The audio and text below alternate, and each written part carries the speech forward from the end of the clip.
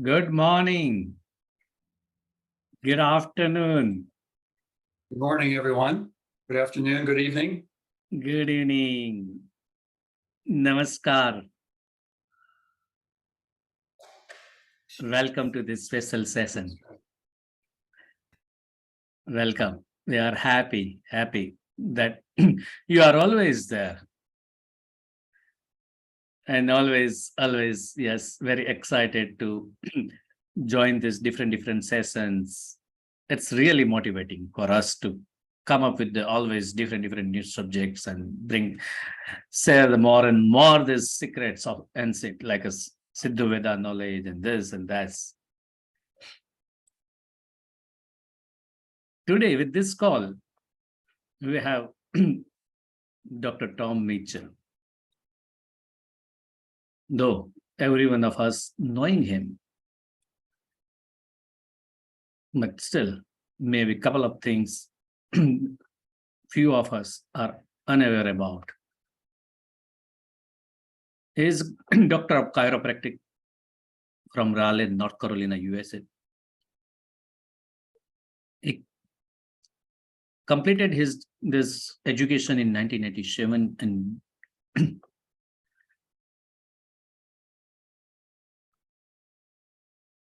since 2002, he has worked closely with Dr. Pankaj Naram and Dr. Smita Naram. He worked very closely with Dr. Naram for many years. He also seeing and like helping people with most of Ayurvedic practice and along with his expertise in the chiropractic, but helping people very successfully. The success rate is very high.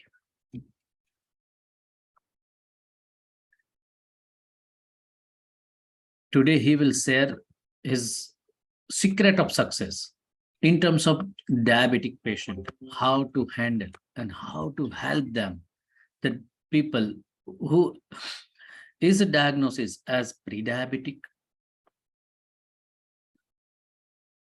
how to find out them from the pulse, what type of the pulse can be, what is the understanding as the diabetes according to Ayurveda, what modern science says about this diabetes in terms of the laboratory assessment, what is the treatment protocol in compared to allopathy and Ayurveda, and couple of case studies.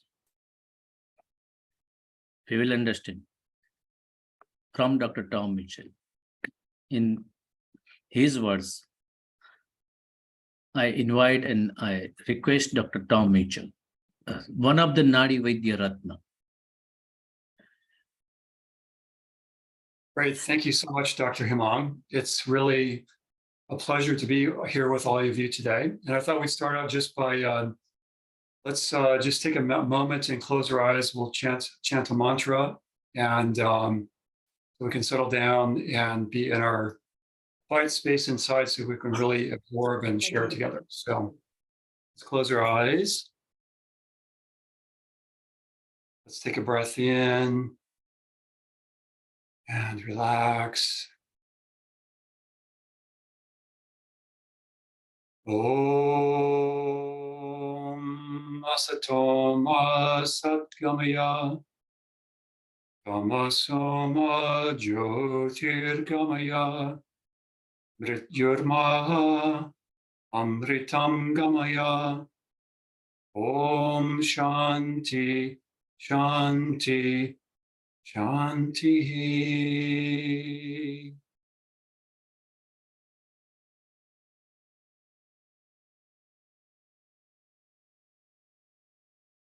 Good. Super. So, Sorry, Mr. Tom. Sorry. yes. One day, we wish that every one of us, each one of us, will together singing this mantra together. And this energy will spread all over the world. Yes. Together we will sing the Dhanvantari prayer together. Yes. Always. There will Yes. be a day, Yes. and maybe we will try this when you all will be here in India in Immersion Week. We have special idea that how to chant these slokas. We will have special arrangement, special night classes. Very good. Yes. Yeah, the mantras are very powerful for opening up the Uh, perception, for deepening the consciousness, all these things. So yeah, it's very, very powerful. Thank you, Dr. Imam. please, please, Dr. Tom. Sorry, continue. Thank you. Yeah. So what I wanted to do today was to share some things with you that I've learned over the past 20 years using Ayurveda to treat these different conditions. And what we'll do is, at first, what we'll do, we'll start out, you may feel like you're in a physiology class for the first 10 minutes or so, because I want to review the physiology of what's happening with insulin resistance, with prediabetes, and with diabetes. And then we'll look at the prevalence of these things, and then we'll also look at things from an Ayurvedic standpoint as well. But basically, one of the points I want to make is that if we can catch these things early stage, we're much better off catching these conditions early stage because they're so much easier to treat early stage. And I wanted to share with you some things that I've been using to, in addition to pulse diagnosis, to be able to catch these things early stage. And the prediabetes and the diabetes start. There's different stages and different levels and different layers of this. And as I'll point out, it often starts with hypoglycemia, reactive hypoglycemia. Then it can progress from there into insulin resistance and prediabetes, and from there it can progress into diabetes as well. So, wanted to share these things with you, and then we'll have a time to answer some questions. Sound good? Great, cool. So, Cornelia, if you can bring up the slides, that would be great. Great. Yes, go ahead and go to the second slide.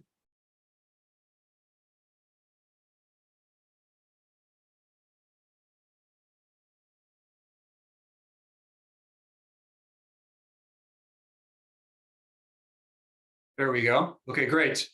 So I'm sure many of you, or most of you, are already aware of this, but we'll just talk about some basic things, some basic terms.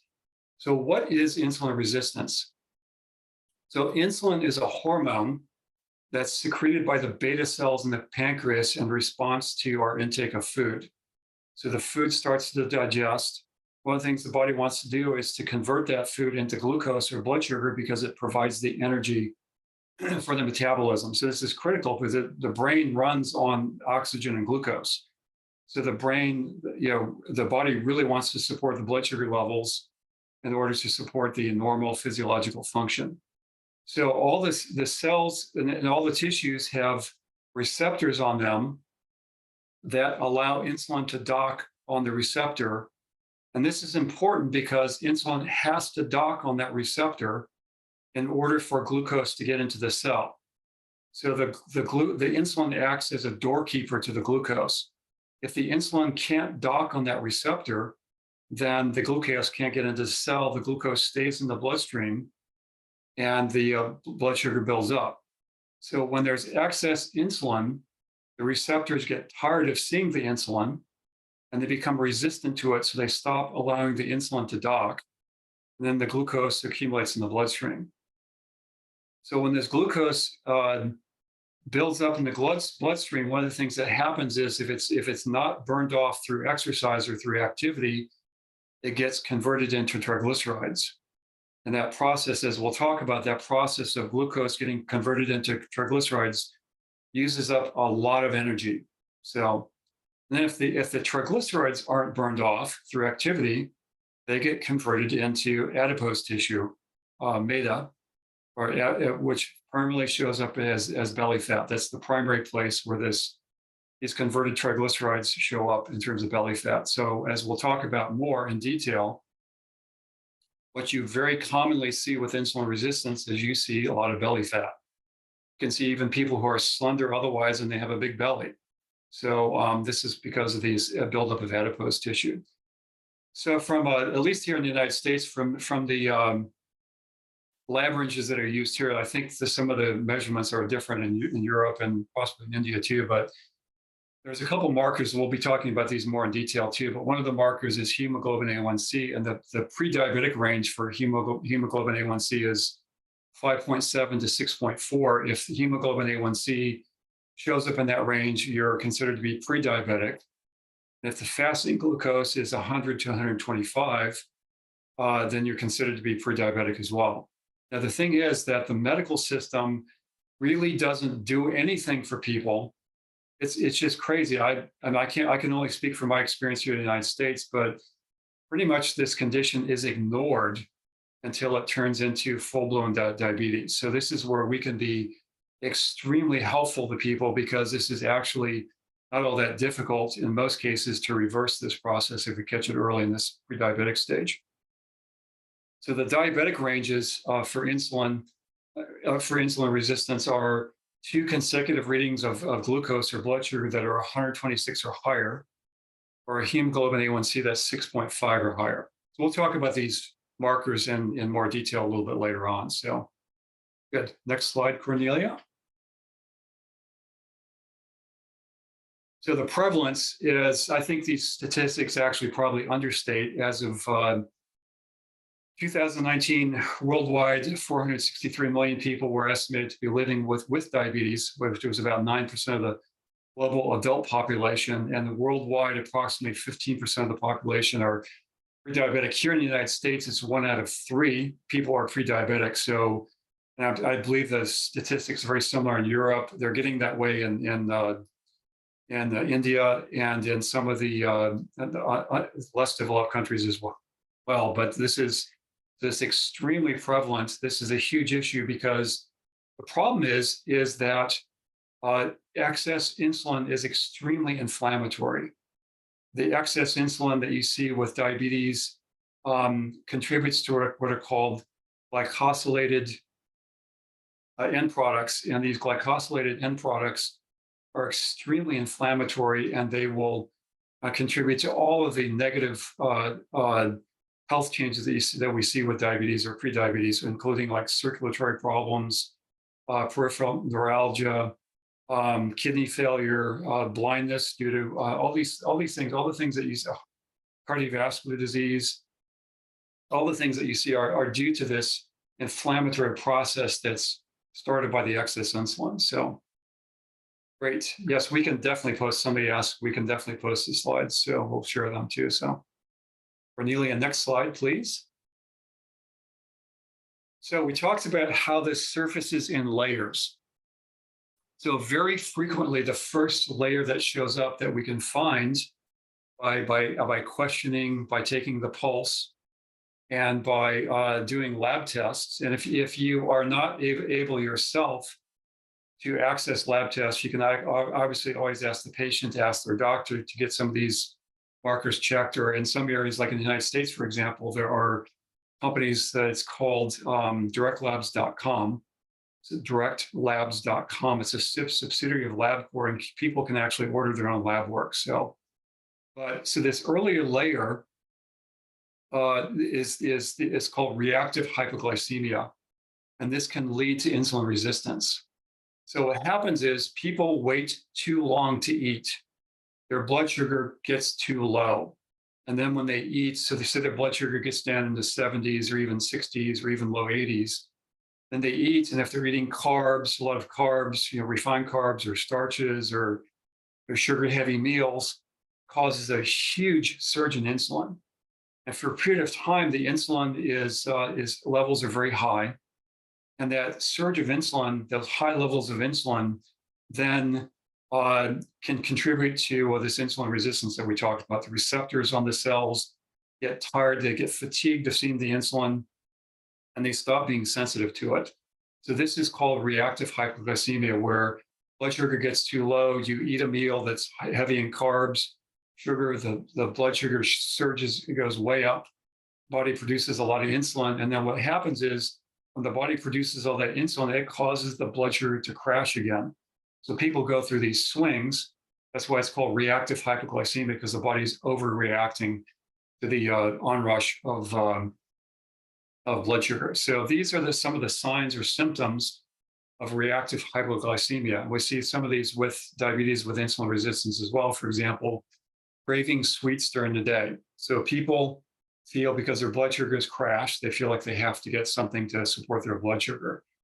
And then feeling irritable if meals are missed, feeling hangry, as it's called, some people call it, hungry and angry. So irritable if meals are missed because the blood sugar gets low and people start feeling irritable. Depending on coffee to keep going or get started in the day, this is a sign of low blood sugar in the morning. Getting lightheaded if meals are missed also is a sign of low blood sugar.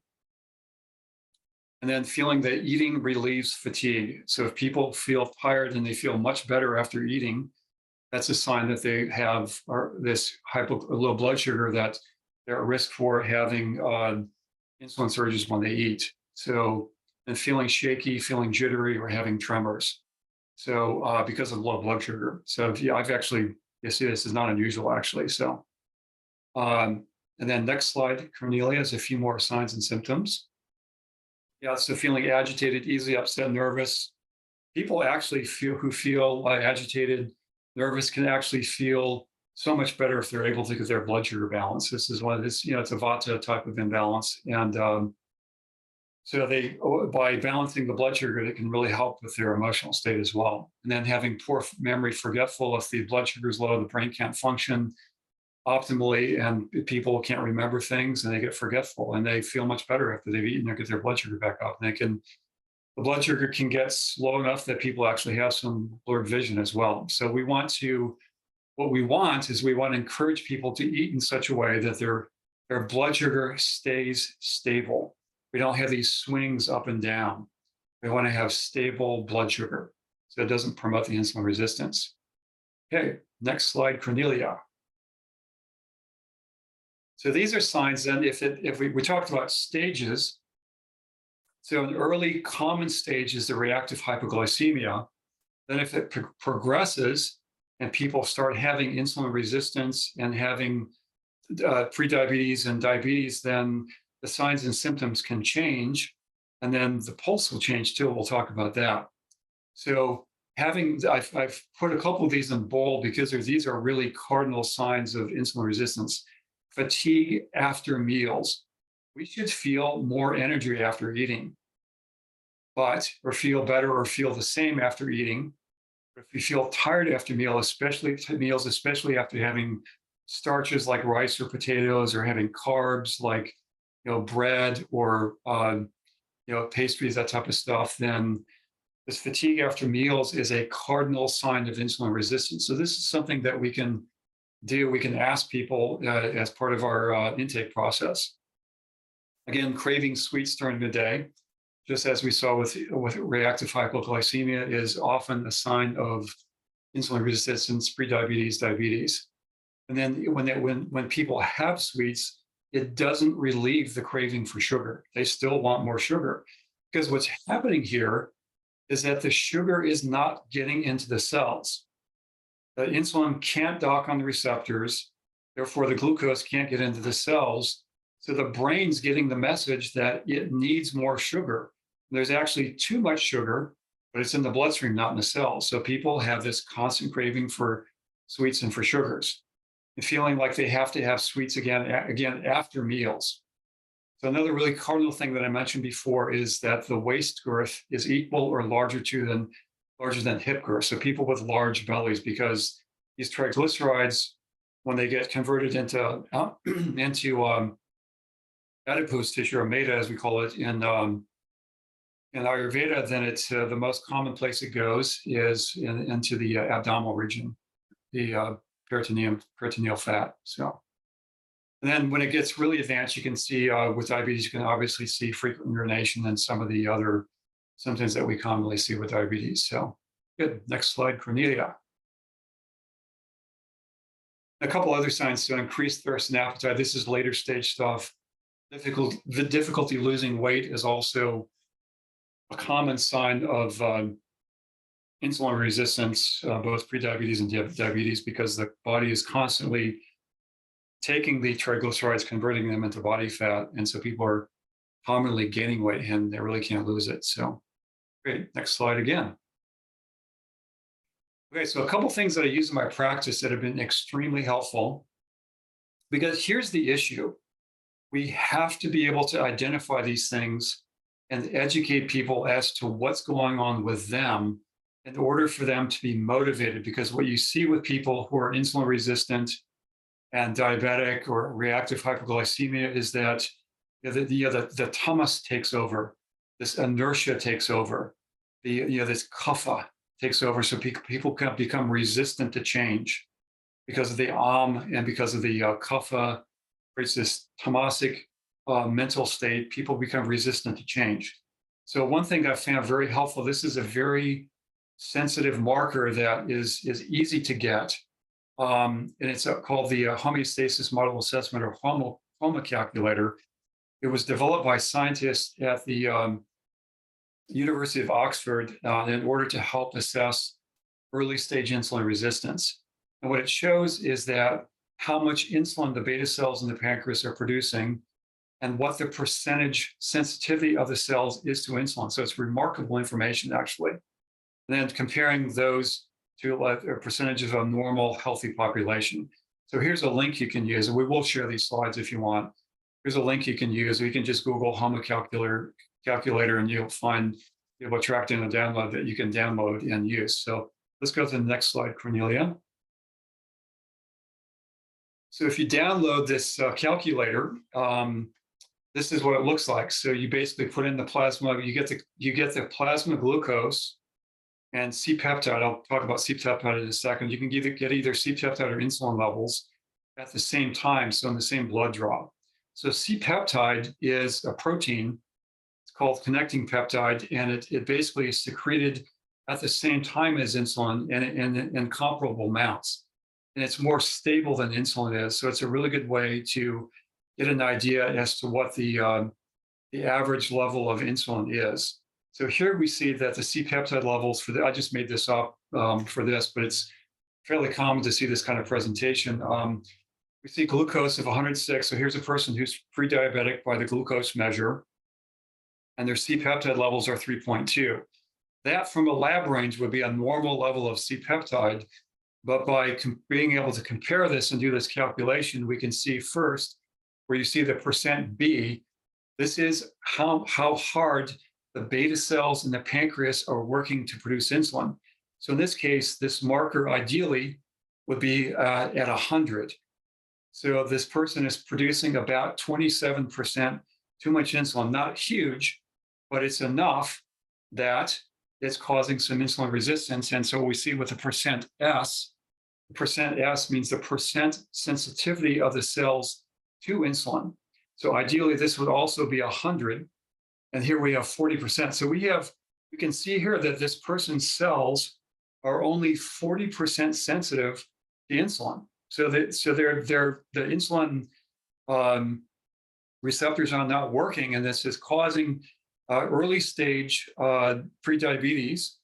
And that we can see here very clearly. So we can explain this to people, showing them what's happening. And this really helps to motivate them to do something about it, because probably at this stage, they're really not having a lot in the way of symptoms as much as we would see in later on in the process. So the IR is the insulin resistance factor. It's the inverse of the percent S. So it's 2.5. So ideally, the insulin resistance factor would be 1.0. And here it's 2.5. So insulin resistance factor is elevated as well. So I'll be happy to answer questions about this at the end as well. So good. Next slide, Cornelia. So here's some other lab markers that can be very helpful for finding early stage insulin resistance. Triglycerides, a functional or an optimal range that's related to a good or optimal health is 75 to 100 for triglycerides. If they get over 100, it starts to be a sign of some insulin resistance. And certainly if it's over the lab range, which goes up to 149, it definitely points to some insulin resistance as well, because we talked about how the glucose gets converted into triglycerides. So the triglycerides are elevated. It's because the body, unless they've had a really fatty meal the night before, that's can be definitely a sign that there's some conversion of glucose into triglycerides. And then uric acid is something that's formed as part of the insulin resistance process, in a functional or healthy range would be up to about 5.5. The lab range is up to 8, but people start to be at risk of getting gout. Gout is formed due to, which is Rakta Vata in Ayurveda. Gout is starting to form, can start to form if uric acid levels get over 6. And for people who have had gout in the past, uric acid is considered to be under control if it's less than 6. So this is a very common thing that people experience with insulin resistance and with prediabetes, diabetes is gout and uric acid increase. You get the gout crystals.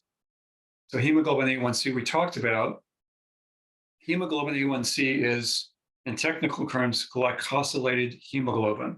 So one of the ways that the body deals with excess glucose is to attach the blood sugar to the hemoglobin molecule, and then the body will take care of it that way. So we can see how much, this is a marker for how much blood sugar is attached to the hemoglobin molecule. A normal healthy range is up to 5.6. Prediabetes would be starting with 5.7 up to 6.4, as we talked about in the previous slide, and diabetes would be 6.5 or higher. So, okay, and then one other range, this is helpful for the reactive hypoglycemia. Lactate dehydrogenase it's a liver enzyme, and we can check it. And the only reason that it goes low, that lactate dehydrogenase, it's low below 140, is because of reactive hypoglycemia. It's a very stable marker. So if you see that blood sugar, for example, is into the 70s, that type of thing, that's helpful. But blood sugar is unstable. Lactate dehydrogenase is very stable. So seeing this marker, if it's below 140, it's a sign that there's reactive hypoglycemia that's present. So great. Next slide, please. Got into some kind of technical stuff here. So that's the lecture on physiology here. We're finished with that. Now we'll start talking about this more from a standpoint of Ayurveda. So here's some property or the progression of the disease process with insulin resistance and diabetes according to Ayurveda. So it starts, as so many things do, with improper diet and lifestyle, which then leads to an imbalance of the doshas, especially kapha and vata. Vata is going to carry the kapha into the pancreas and block the into the pancreas, block the function of the beta cells in the pancreas, and the also block the channels in the pancreas, and they also block the receptors so that they can't have the sensitivity to the insulin. So, and then this contributes to low metabolic fire, which then exacerbates the process, and we end up with in later stages with the when the beta cells in the pancreas start at first they're producing more insulin as compensation for the fact that the cells are not so sensitive to insulin, and then later in the process they start to burn out, and then so they start to produce less and less insulin, and then there's insulin resistance. Just a side note here. The medical approach here, it's kind of crazy, but it's really the only thing that the medical system has, allopathic medicine has. The medicines that they give, most of them, the function of them is to increase insulin production. So what these prescription medications do is they stimulate the pancreas to produce more insulin. So the effect is to lead to the burnout of the islet cells in the pancreas even more quickly. So people then have to go on insulin. So, I mean, they definitely have their place for sure, but it's not a very elegant solution to the problem. So then the next step in this process, if we get accumulation of the clada, which is the more heavy, sticky mucus and toxins, and then we get the elevated blood sugar as a result of the blockage of the function of the receptors in the cells and the beta cells in the pancreas. And then The aggravated vata, then we get the progression of this. The vata starts to carry the vitiated tissues to the other doshas and doshas to the other areas of sites in the body. Dr. Smita gave the lecture on the Shat Kriya Kala a month ago, and we talked about this process then. This is the spread stage where the aggravated vata carries the vitiated tissues and the to the other organs or sites in the body. One of the places that commonly goes is into the urinary bladder. And then we get to the polyuria, or the excess urination that we see with diabetes, for example. And then the toxic urine as well. So then eventually we get the diagnosis and the symptoms and the manifestation of diabetes. So great. Next slide, Cornelia. So pulse characteristics. I'm just going to share my experience with this. And Dr. Hemang, you're welcome to share your experience too. But basically, what I most commonly see is I either see that you see vata of +3 with low agni and This is a common presentation that I see with insulin resistance, prediabetes, diabetes, and then or you'll see pitta elevated with low agni also and So and then commonly there will be beige. If it's progressed enough, you will find beige in the pulse too. And there can be some heat as well. But these are the two most common pulse presentations that I see are the elevated vata. So you really feel the pulse jumping under the vata finger. You feel the low agni, so there's very little, if any, pulse under the pitta finger. You feel the so the pulse is wide or thick, or there's a slight hesitation in between the beats of the pulse that are indicative of the And then, or as I said before, the other presentation commonly is you feel the pitta is elevated, you feel a low agni also, and then there's as well. They're present there. So great. Next slide, Cornelia. So the treatment fundamentals, once we understand, what the progression of this is, what the problems are from the standpoint of Ayurveda, what the involvement of the agni is, the and what the involvement of the different doshas in the tissues, then we can really start to formulate an effective treatment plan. And so it's critical to understand this whole process. So obviously, one thing we want to do is restore the metabolic fire, to regulate metabolism, restore the agni. And then we want to bring balance back to the doshas. Vata is always involved. Vata is the king of the doshas. It's always involved because it's going to initiate all the processes. It's going to carry the doshas with other doshas with it into the other tissues. And we want to pacify the kapha as well, which will show up as the beige in the pulse. And then we want to reduce the which will help to remove the blocks that have developed and help the blood sugar to lower as well. And then we want to boost the immunity, strengthen the immunity, which will help to decrease the cellular resistance to insulin that we talked about as well. And then help to, it's a very important part of this process to detox. And we'll be talking through some detox processes that you can help people do at home. And then if they can, it's obviously a really good thing to be able to do panchakarma as well. So next slide, Cornelia.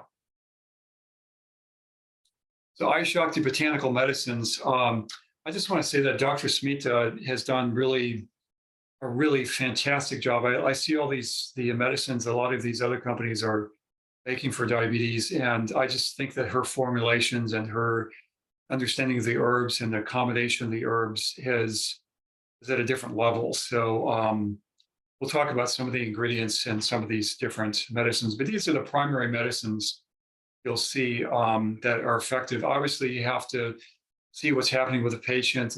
You can see cases where there's a lot of complications. You see people with all sorts of different kind of problems, but so then you have to adjust the formulation accordingly. But this would be a basic formulation for treating people with insulin resistance with diabetes. So the primary effect, the diet bar is the most effective for reducing the blood sugar level. So the blood sugars are elevated, especially like when there's diabetes, for example, they're into full-blown diabetes, then diet bar would be definitely a very good thing to do because diet bar is going to help to reduce the blood sugar level. And then sugar rid actually helps to reduce the and then it doesn't have as strong an effect on reducing the blood sugar. So I'll use sugar rid with people who are pre-diabetic, where say if we've done the HOMA calculator, we can see that there's insulin resistance because that percent sensitivity of the cells to insulin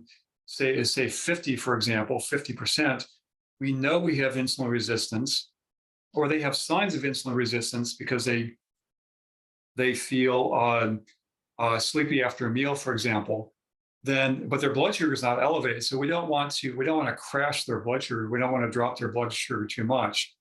So sugar rid can be used then to help to reverse the insulin resistance, reduce the and then help to resolve the insulin resistance. So OGIS is important because it decreases the cellular resistance. The turmeric, the haridra that's in OGIS is very effective for this. We're talking about home remedies also. Haridra or turmeric is a very effective home remedy for insulin resistance. Also helps to strengthen the immune system as well. And Suraday helps to regulate the metabolism as well, helps to restore the Dhatu Agnis, helps to promote proper healthy tissue formation, has a stress relieving effect.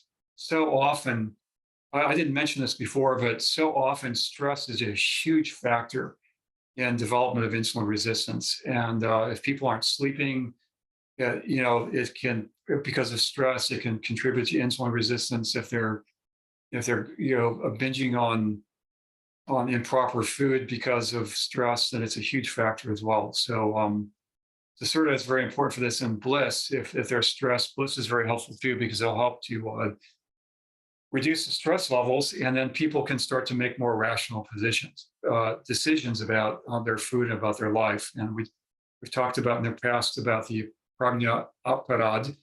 So Bliss helps to balance the nervous system so people can have a calmer mind and help to make more appropriate decisions about their life. Good. Next slide, please, Cornelia.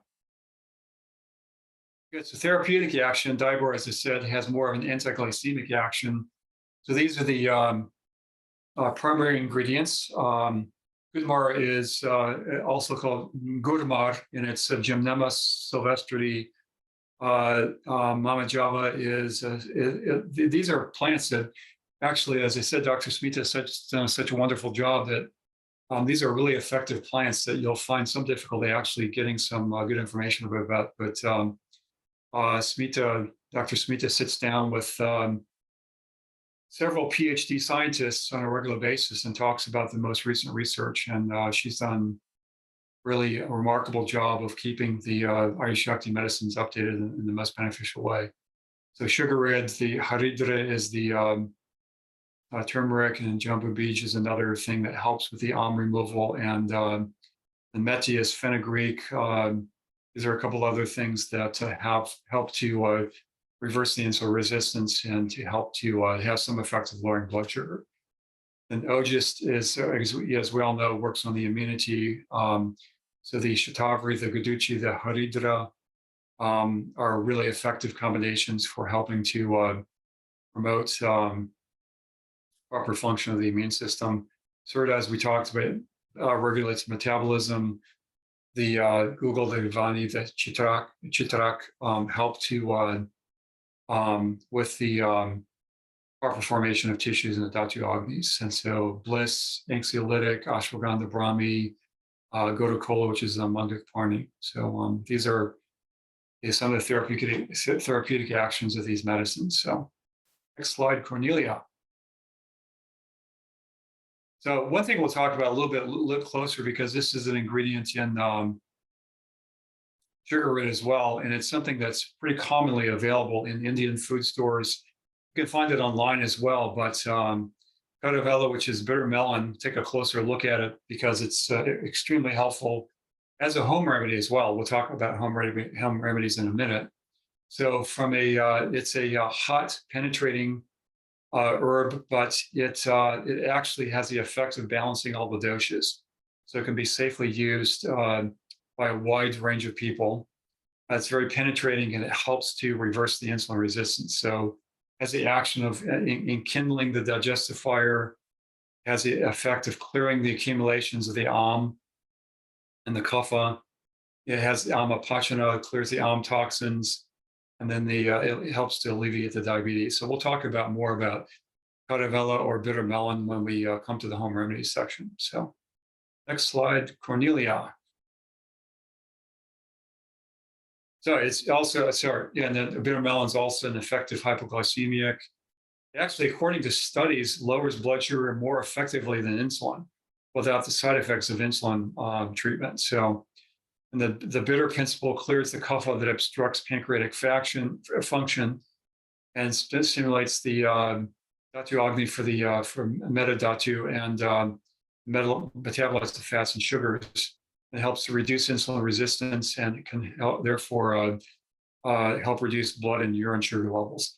I do want to say here, just so I interject so that if I don't forget, if you see people who are on insulin that are coming to you, have to be really careful about working with them in order should make clear to them that they need to be in contact with their doctors in order to be able to regulate and tell them they're going to over time gradually see their blood sugar come down. So they're going to want to work with their doctor to adjust their insulin levels so that we don't have a problem with the blood sugar getting too low. So great. Next slide, Cornelia. So diet, I'm sure we're very well aware of this, but obviously we need to avoid refined carbohydrates, desserts, pastries, cakes, sweeteners. Cheese is very heavy. Butter, white sugar, dairy products in general. And wheat also. We'll talk about wheat more in a minute. Also very fatty, heavy foods. So fermented foods, processed foods, oily foods, fried foods. These are all foods that are heavy to digest, will contribute to the formation.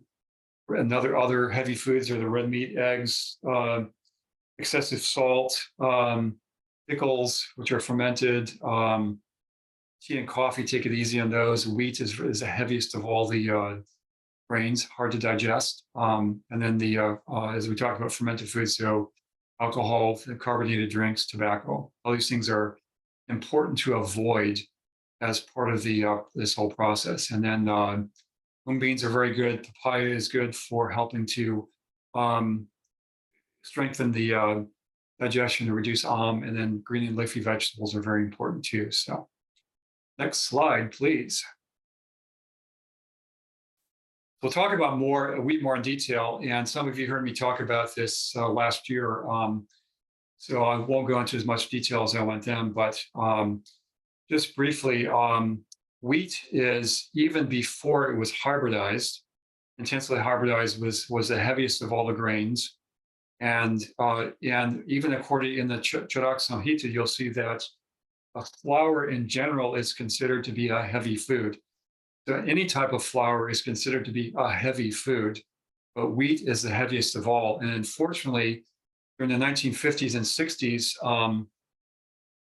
there was a hybridization process that was done with wheat in order to prevent mass starvation in India and China. There was hundreds of million people that were in risk of starvation. And so there was a US scientist that worked intensively to hybridize wheat and increase its yield, increase its productivity. But unfortunately, excuse me, because of the rush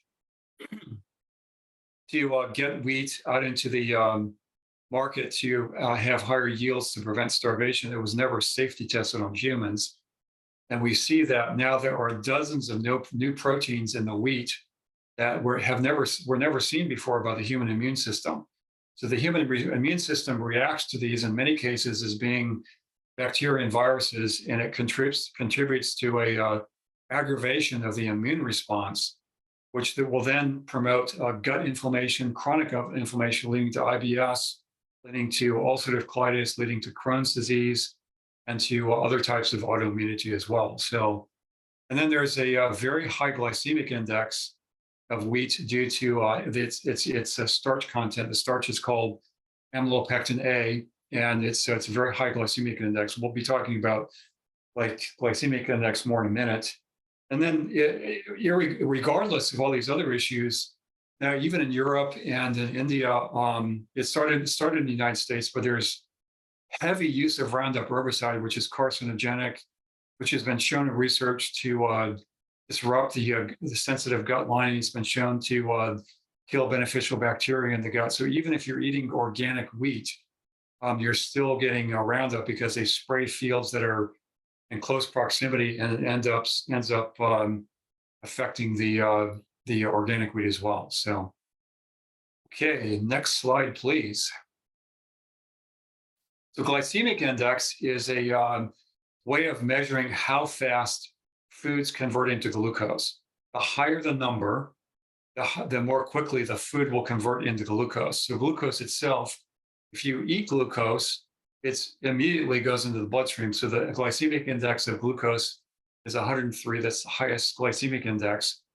Whole wheat bread and wheat in general has a very high glycemic index. It's due to this amylopectin A starch that we talked about. So the glycemic index, as we see here, of wheat is higher than white sugar. It is crazy. So if you're eating wheat, you're causing your blood sugar to spike more than it would if you ate white sugar. It's nuts. Wheat is higher than white rice as well. So these are things, really important things to be able to communicate to people, because if they're eating wheat, they're contributing to if they're eating wheat, they're contributing to these chronic blood sugar spikes. It's going to be very difficult to resolve the insulin resistance if they're constantly spiking their blood sugar. So in contrast, what we see if people are vegetarian, for example, mung beans, we have a very low glycemic index because of the fiber, because of the protein. So mung beans are at 25. It's considered a low glycemic index. Masoor dal, which are the red lentils, are a low glycemic index as well. Tur dal is low as well. So these are really good proteins for if people are vegetarian, then they can still have a healthy diet staying vegetarian. So next slide, Cornelia. Home remedies, we'll go through this quickly because we're kind of running out of time. So these are home remedies you can use: turmeric powder and almond powder together, half a teaspoon of almond powder. Almond is really good for reactive hypoglycemia as well. You could use almond powder by itself. And aloe vera gel actually are really effective for reactive hypoglycemia that we talked about. But these are turmeric powder and almond powder together are also very effective for the home remedy for insulin resistance. You can a cup of neem juice, whatever that's going to be better. But a cup of neem juice could be taken along with a half a teaspoon of turmeric and a teaspoon of almond. So you could add neem juice to the previous one if people can tolerate taking neem juice like that. And then another home remedy is to combine. This one's easier to take, I think. Combine the amla and fenugreek, which is methi powder, and turmeric powder, and take a teaspoon of it twice a day, all together in equal amounts. And then the other thing that can be done is you can find the bitter melon that we talked about in Indian food stores here in the United States. Probably could, I would assume it could be found in Europe as well, and obviously in India, but it's, and you can, if you have a juicer, you can juice it and take a half a cup of that. Very effective for helping to reverse insulin resistance as a home remedy. So this could be done in conjunction with the Ayurveda medicines. So next slide, please. Lifestyle recommendations. Exercise is critical. I have patients who we've done everything else and they weren't exercising. And once they started exercising is when they really started to make some significant progress. So brisk walking, exercising, brisk exercise is extremely important because it's going to help to energize those receptors on the cells to the insulin. Meditation and yoga, the Mandukasana, which is the frog pose, Baddha Dvajjanasana, which is kind of a spinal twist alternate pose. These are some effective things. You can find some other effective asanas. Basically, any asana that's helping to press on the abdominal region, the pitta region of the body, will help you with diabetes. Avoiding daytime sleep, which increases kapha, can contribute to ama. Avoiding late nights as well. So going to bed early, getting good restful sleep before midnight. So good lifestyle recommendations. Next slide, please. A couple case studies. These are one's from India because I wanted to show these because these are diabetic cases, and it shows the really remarkable effect of people doing the detoxes and the panchakarma. So here's somebody with full-blown diabetes who was on allopathic treatment. His blood sugar values were still not in control, which is very common. I see this all the time. People are on allopathic treatment, the blood sugar is still 100, 200, 150, 200. So he started treatment, then he stopped treatment. He wasn't following the diet, and then his blood sugar went up again. He decided to come back to Ayurveda. Ayurveda got him to do the healthy meat detox, and then he did really well. His and next slide, Cornelia. I think we've got some results here. We can see his progression of blood sugar. So we can see here that he started in October of 2019. He was on medications. His blood sugar was still 100, 170. He started treatment, and his blood sugar went down to 146. He went off the program again. He went up to over 200. He started the program again, and by the end of in the summer of 2020, he was his blood sugar had improved to 108, which is remarkable, actually. So at that point, he would be able to start talking to his doctor about reducing or even getting off some of his prescription medication. So this is a really good result. So next slide, please. There's another case study. I didn't include the reports here because they were illegible, unfortunately. But here's somebody, this is a really high hemoglobin A1C. At a hemoglobin A1C like this, their blood sugar would have been in the 400s probably. And then it was reduced to 6.8 in 3 months, which is remarkable with the panchakarma, with the detox, with the herbs and the diet. Really remarkable result. And allopathic medicine would consider their diabetes to be under control if it's less than 7. So this is a really, really good result. So next slide, please. One more case study. This is a person, she kind of gives her history here. She was on insulin. She had neuropathy and retinopathy, which is where the diabetes has progressed to the point where it's affecting the eyes and the vision. And she came to the Ayurveda clinic. She did panchakarma, and in 1 month she was able to stop her insulin. And even off the insulin, her blood sugar levels are less. And neuropathy is completely gone. So this is a remarkable result as well. For people to get off of insulin is extraordinary, actually. So very effective. So next slide, Cornelia. That's it, actually. So yeah, great.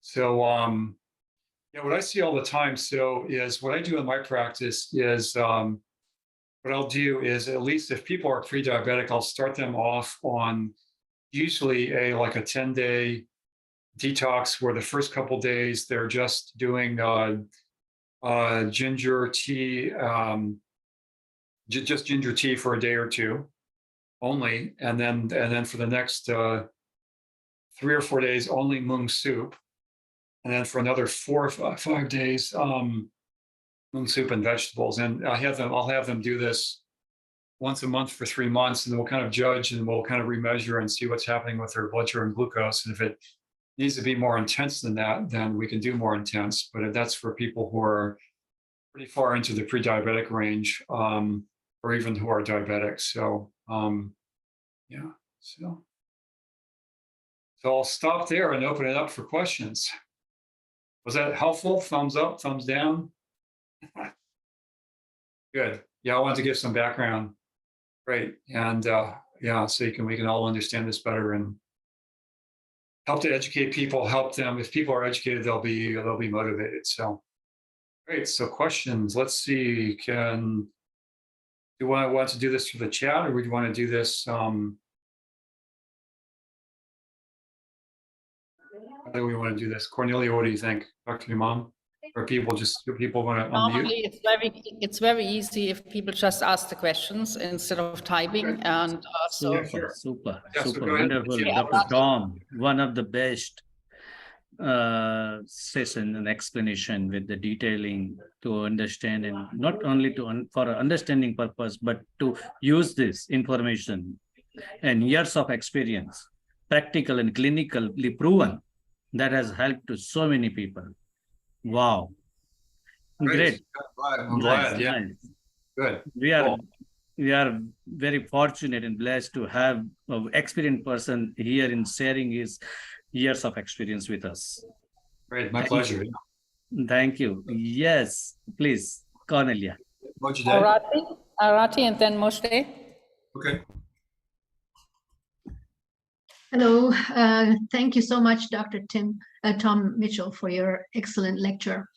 And I have one question regarding the pulse reading on this, on the diabetics. Pretty much when you mentioned that the patients have a Pitta 3 as well. So Vata and Pitta are on the highest level, but then they also have a low Agni. And so from what I've learned at this moment, when Pitta is high, then I don't know how I can detect low Agni at the same time. So just if you could let me know how that works. Yeah, so a sign of low Agni can be that the Pitta is really elevated. Oh, really? Okay. Yeah. Okay. So we have the Tikshna Agni, we could have the Manda Agni, all these things, but so basically you want to feel is there Om that's also there over the Pitta pulse, or Om that's also there over the, or any of the other fingers. If the Om is there, and then that's a sign. But if the Pitta is elevated like this, also can be a sign that there can be low Agni with the Pitta 3+ like that. So okay. All right. Thank you very much. That helped to understand. sure. Thank you. Okay, Moshe. Thank you very much for a great lecture. So my question is regarding type 1 diabetes patients. Yes. How does this relate to type 1 diabetes? Yes, thank you for asking that question. So type 1, as we all know, is an autoimmune condition. And what happens is the immune system, the antibodies are produced to the beta cells in the pancreas. So the immune system is killing the beta cells in the pancreas. So at an early age, the body stops producing insulin. So we're not going to reverse that. If it's caught early enough, we can help that to settle down. And if it's caught early enough, we can help to prevent that from progressing. But typically where we'll see that in practice is where it's the type 1 diabetes is already established. So we're not going to be able to restore insulin production or pancreatic function. But what we can help with is we can help to reverse the insulin resistance that's most likely there. And we can help to reduce their dependence on insulin.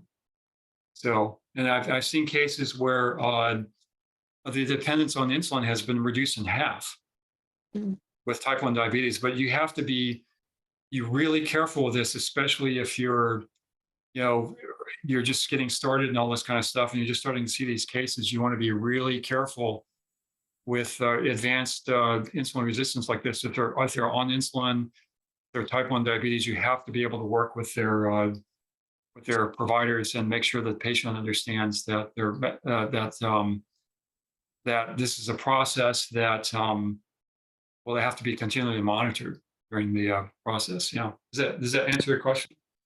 Yes, thank you very much. The Diabar, the sugar can be used, the MetaBoost can be used, but we're not trying to restore pancreatic function. In most cases, we're trying to help the receptors on the cells be more sensitive to insulin. Yeah. Perfect. Thank you very much. Sure.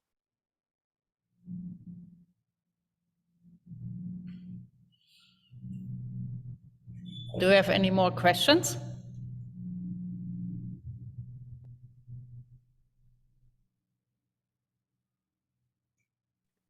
I have a question, Cornelia. First Okay, of yes, all, go ahead. yeah, hi. First of all, thank you so much, Dr. Mitchell, for this great presentation and lecture.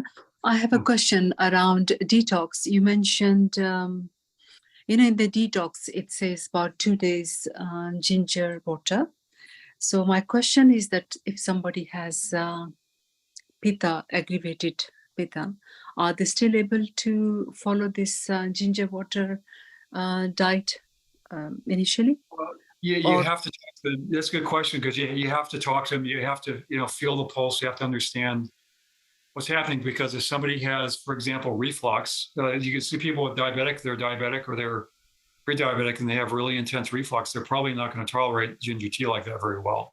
Or if you did give them ginger tea, then you might want to have them do some other things while they're doing ginger tea. But talk to them, and a lot of people are going to know if they're going to tolerate having ginger tea or not, actually. Because if they have like hyperacidity, for example, a lot of people are just going to know right off the bat. They'll tell you, yeah, I think I can tolerate that. No, I absolutely know I can tolerate it. If I have ginger, it really aggravates. But yeah, it's kind of, it really depends. And the things you would want to check in the pulse, how much heat is there in the pulse? Is the pulse pushing up one level? And all these signs that you see with, for example, with hyperacidity and reflux, all those things. So these are things you can check in the pulse, but then talking to the patient and understanding what their issues are. And so you'll see some people actually also, you can see people, this is not so infrequent, you'll see people who they're pre-diabetic and they're still, if they miss a meal, they still feel like their blood sugar gets too low, and they'll say, I know that I can't go for a day or two without food. If that's the case, then that's why asking those questions, how do you feel if you miss a meal? If they feel no change whatsoever, is no big deal whatsoever, then you know that they're going to basically tolerate going with a day or two without food, just having ginger tea. From that standpoint, if they say that, no, if I miss a meal, I just, I don't feel good at all, then they'll have to just basically do the detox without doing the ginger tea. And they should be able to get better to the point where they can start doing the detox at some point with some fasting in there. So. Okay, great, thank you.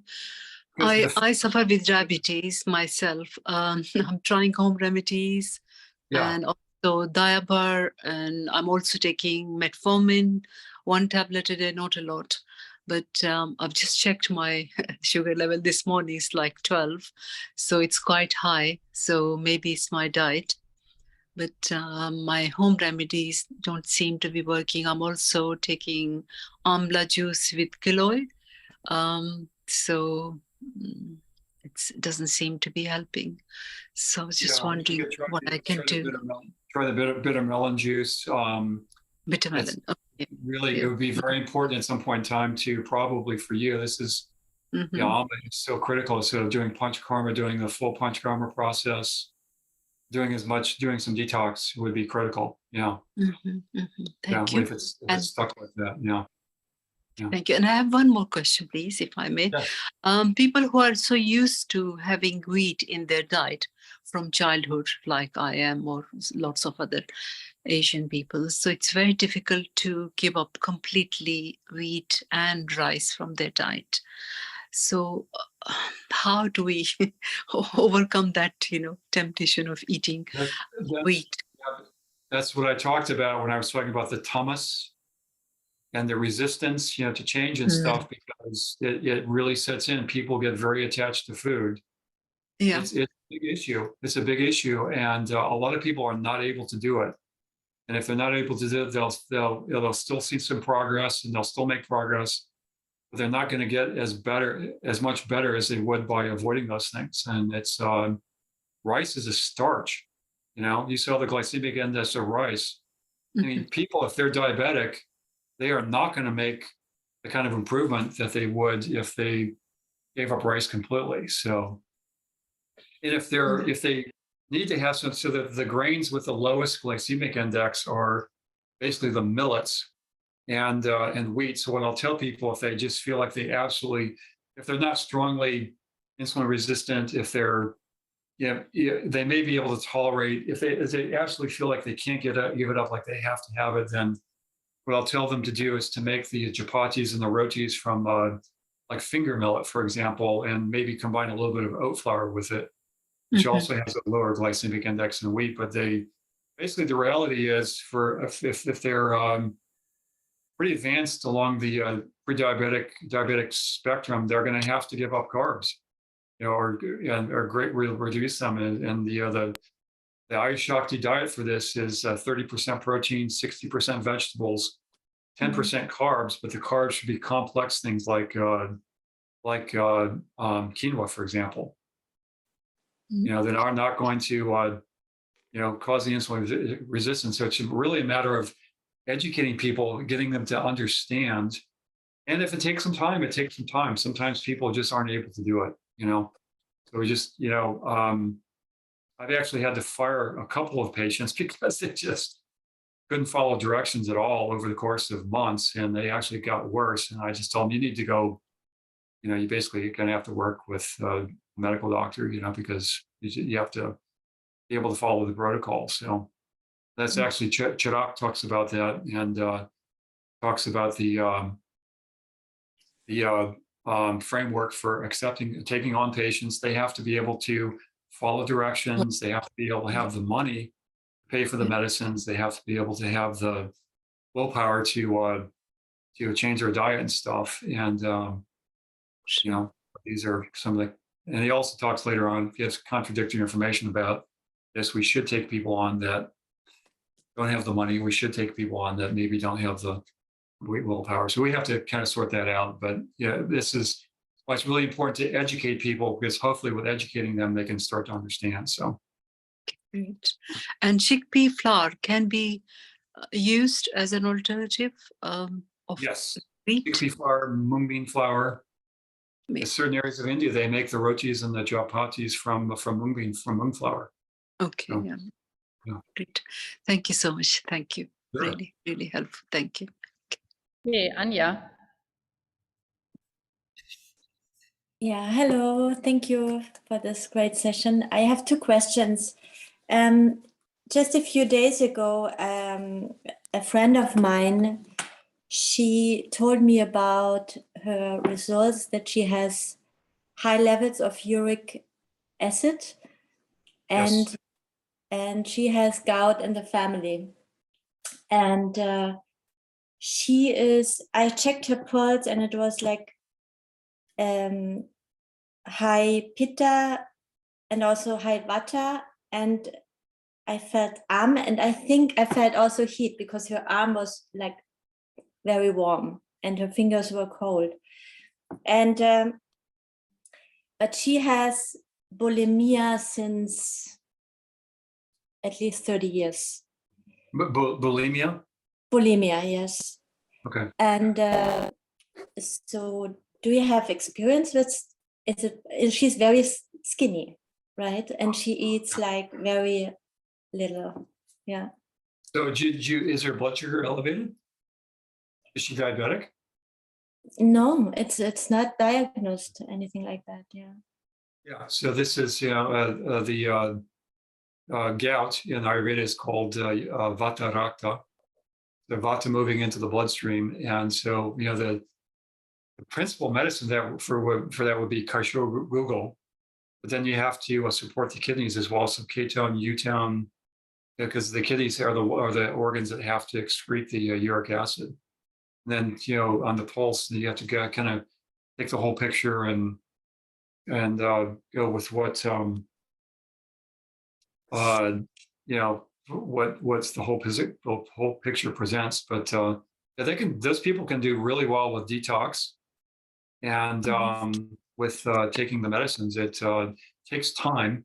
It takes time to bring down the uric acid levels, but it's really important to do that because gout is a horrible disease to have. It's really painful. Yeah. Yeah. And And then the can this malignant- also lead to diabetic?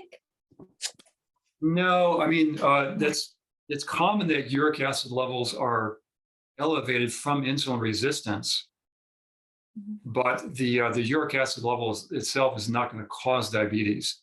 It's people get elevated uric acid levels from eating too much red meat, for example. Or having too much alcohol. Mm. These are these are common causes of elevated uric acid level. It's not always due to insulin resistance.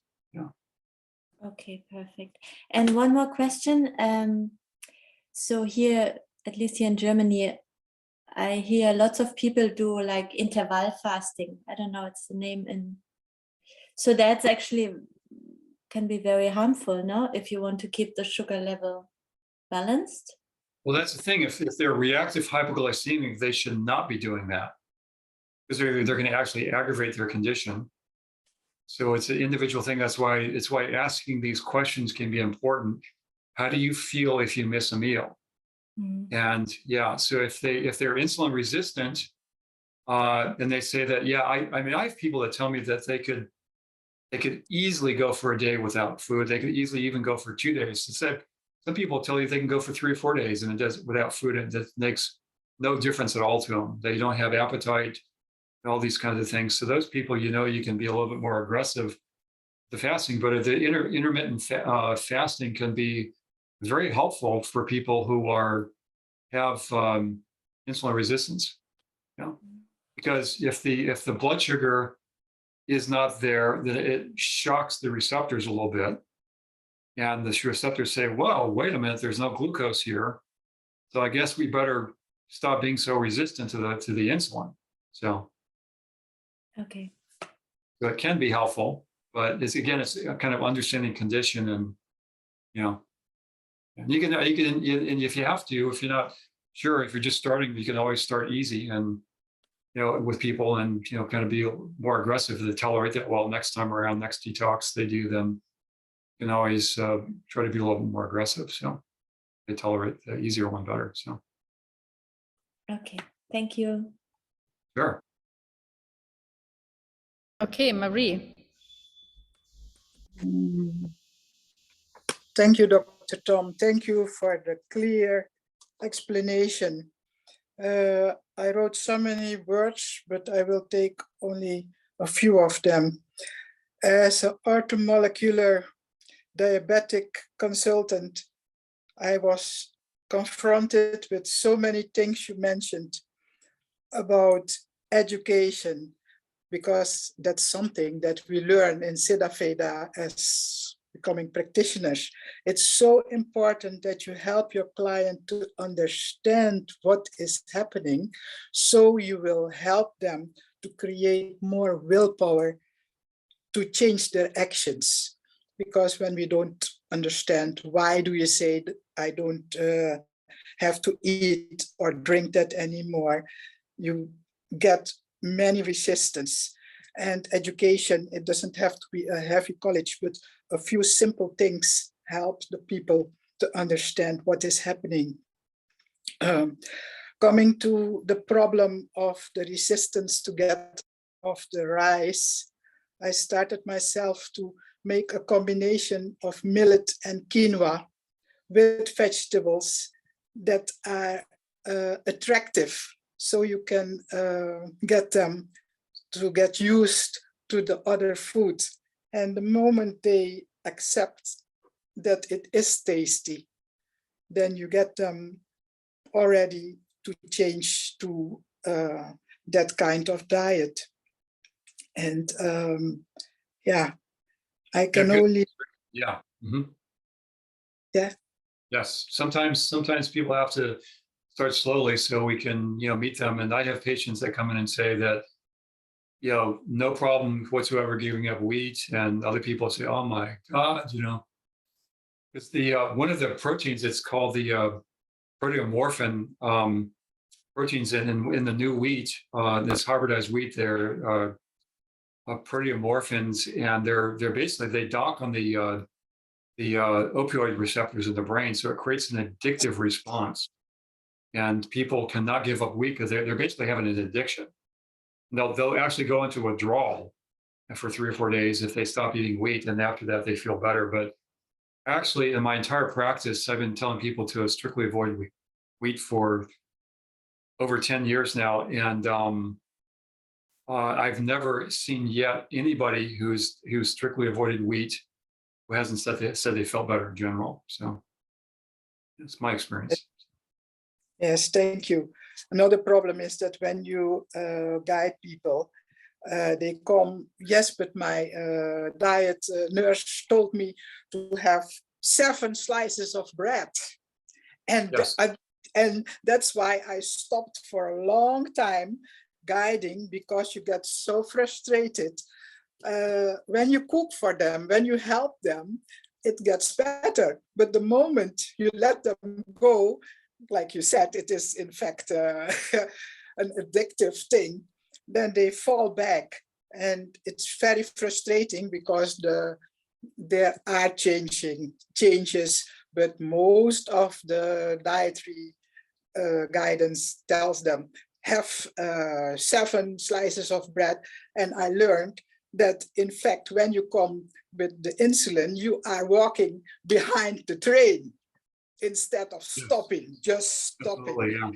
That difference between us makes you think, yeah, it is difficult to guide, especially as we learn in Siddha Veda that with a certain dosha, there are also certain ways of acting and reacting. So some people will say, I'll give it a try, and some will say, no, that's too heavy for me,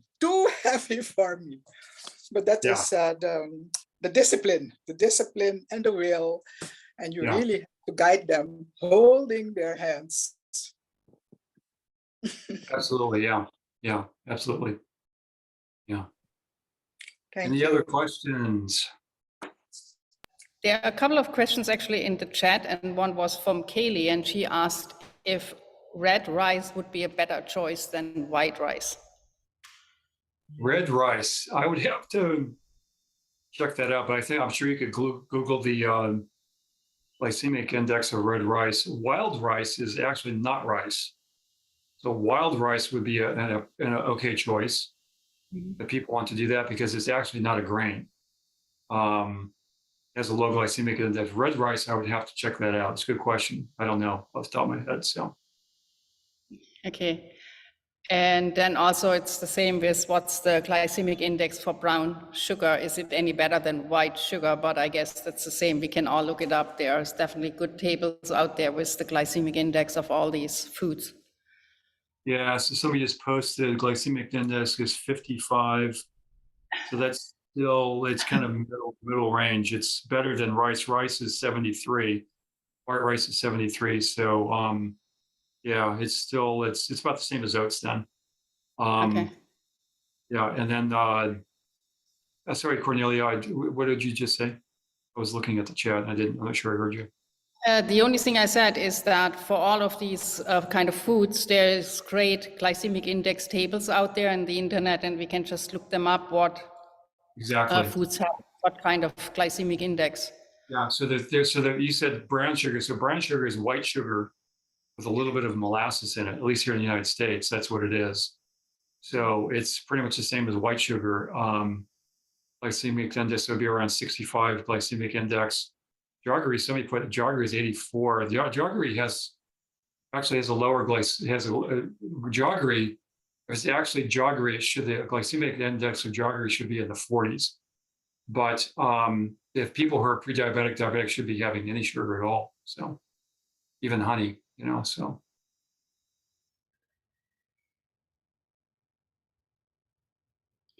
Are there any more questions? Yes, please. Sorry, I didn't raise the hand, but just live like this. Thank you, Tom Mitchell, for this session. What about the stevia? Is it any good? in Yeah, cases, that's- or is it that's a just really like good something question. that people really need to get rid of the idea of having something sweet? Yeah, that's a really good question. And,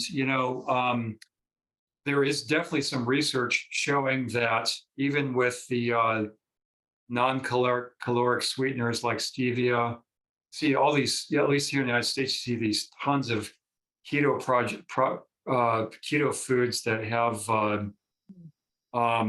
the alcohol sugars in them. What's the most prominent one? I'm blanking on it. Erythritol or Yeah, erythritol. Thank you. Yeah. yeah. And there's research now showing that those, even though they're not caloric, they do stimulate the insulin response. So, and so I've seen some supplement companies that one of the companies I use here for like protein powders and stuff just recently took the stevia out of their protein powder because of that concern. And I avoid erythritol. There was just a study that was published a couple of days ago showing that people who consume too much erythritol really have an increased risk for strokes. It's great for clotting and stuff. So there's some research yet to come out on these non-caloric sweeteners. That so really the best thing. The best thing for if somebody's diabetic, the best thing to do would be to avoid those as well. If somebody is pre-diabetic, then it's not like horrible. Then they could probably be okay with having some stevia. So I think the jury's still out on stevia, how that's going to play out. But Thank you. sure, good to see you again. Okay, Jan. Yeah, yes, please. Lovely session. I was hoping, will the slides become available so we don't have to copy all that information? Yes, we can. Yeah, we can share those. Yeah. Mm-hmm. Yeah, thank you very much. Sure. I've got I need to get off in about 5 minutes so I can take a few more questions if people have some questions, but I need to exit at about 5 more minutes. So last chance. So I can go see some diabetic patients. So I have a question.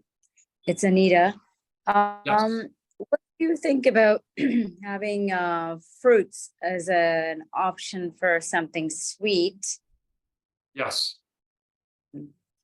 That would be a good option, and but the general indication that we get with Ayurveda Shakti is not more than one piece of fruit a day. That's still good. Yeah, so it's better than nothing. If they're extremely, like if somebody's got their hemoglobin A1C is 12 and their blood sugar is 400, I would tell them to avoid sugar as well. So to avoid fruit as well, at least for a while. But some of the things like blueberries, for example, could be really helpful because of the proanthocyanidins in the blueberries are extremely helpful for having an anti-inflammatory effect, helpful in a lot of ways. So yeah, it really depends. It depends on the person. I would tell but like I said, if they're really advanced diabetes and we're trying to get their blood sugar, work really hard to get the blood sugar down, I would tell them to avoid fruit as well. If it's less severe, then they could have the less sugary kind of fruits like blueberries, strawberries, mangoes probably should be okay. Papaya should be okay, that type of thing. So. Thank you.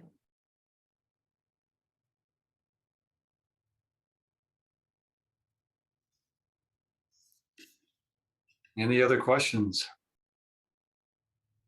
Jane? You just raised your hand.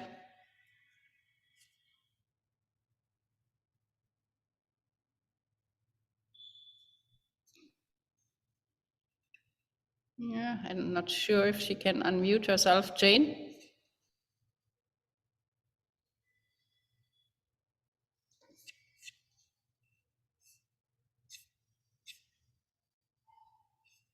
Okay, she's not responding even though her hand is up. Oh, yeah, okay, yeah.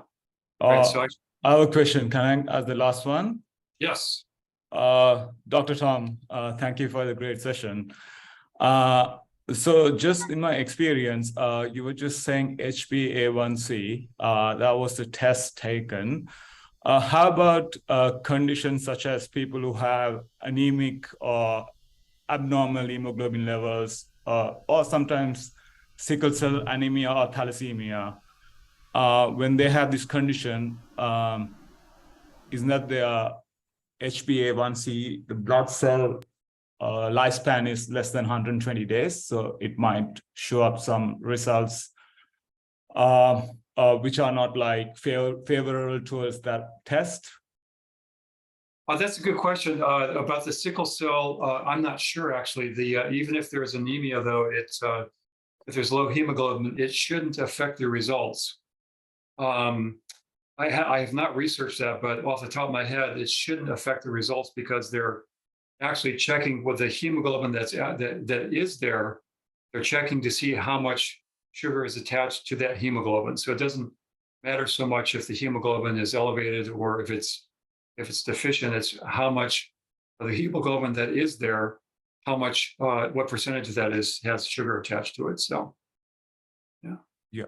Thank you, doctor. That's a good question. It could be researched, and but I believe I have not in my experience seen an issue with that for people who are, because I see people that are anemic all the time, and it's very common to see people, women in particular, that they're hypothyroid, they're anemic, and they're insulin resistant. So this is a very common combination. I call it the trifecta, of health. So it's we can really help those people a lot. So thank you so much, everyone. You've been a great group, and I appreciate the questions. It's very good. Questions were excellent. I hope this has been helpful, and I just wanted to share some of my experience and dealing with these issues over the last 27 years. And wish you all the best. And if you do have some further questions, you're welcome to ask them on the WhatsApp groups. So good. Thank Namaste. you. All right. Thank you, Dr. Tom. Yeah. It was Okay. really, really, really great session. Great. Thank A you. lot I'm of going to information some patients. So okay. and good bridge between the Western and Ayurveda. Yeah, great. Very good. Nice Thank you. explanation and easy way. Wonderful. Good. Thank you so much. Very helpful to be helpful to the people. Yeah, very for good. the Thank you. community. Nice. Great. Yeah. Excuse me for running, but I have some patients waiting to see me. So, okay. Thank you Bye. all, and Okay, bye-bye. also thank you everyone for Yeah, joining bye-bye. this Thank session, you. even on the weekdays. Yeah, thank you. Super. Yeah. Good. Thank you. And we Bye. will see us again on Saturday with our regular Saturday class. Plus, Great. we will have a session from Krishna additionally. So we will see us, and we have posted the link to watch the replay from yesterday call. The class that we had just in the short notice and very quick. That is already posted in the link, our main 3-year path group. Plus, we will have again part 2 on Saturday. Thank you, everyone. Thank you. Nice. Thanks a lot. And we will post this recording of this also. We will post in our website, education website, as well as we'll share the Google Drive link in the group. Both ways. Thank you. Bye-bye. Thank you.